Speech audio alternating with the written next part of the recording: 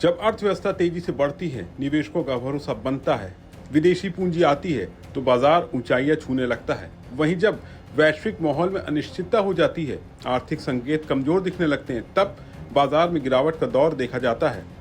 पिछले साल 2024-25 में ऐसा ही हुआ, जब बाजार ने कई पॉजिटिव संकेतों के बाद रिकॉर्ड स्तरों को छुआ, लेकिन उसके तुरंत बाद तेजी से नीचे आने लगा। हालांकि भारतीय शेयर बाजार पिछले साल की गिरावट से अब उबरता हुआ नजर आ रहा है।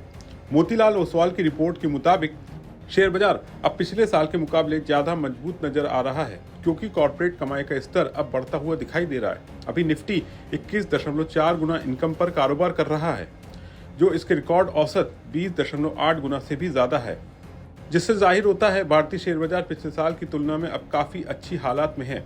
रिपोर्ट के मुताबिक भारतीय कंपनियों का प्रॉफिट अब अपने निचले स्तर पर पहुंच चुका है और आने वाले वक्त में इसमें डबल डिजिट की बढ़ोतरी का अनुमान है। साथ ही वैल्यूएशन को भी अब बैलेंस्ड बनाया गया है।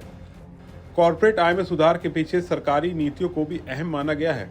रिपोर्ट बताती है कि सरकार के उठाए गए कदम घरेलू सुधारों को जारी रखने के साथ कंपनियों की आय को दोबारा पटरी पर लाने में मदद करेंगे। वहीं मिड और स्मॉल कैप शेयरों के मोर्चे पर ब्रोकरेज का मानना है कि इस सेगमेंट में वैल्यूएशन अभी ऊंचे हैं, लेकिन कंपनी अपने पोर्टफोलियो में चुने हुए हाई कॉन्फिडेंस वाले स्मॉल और मिड कैप शेयरों पर फोकस कर रही है।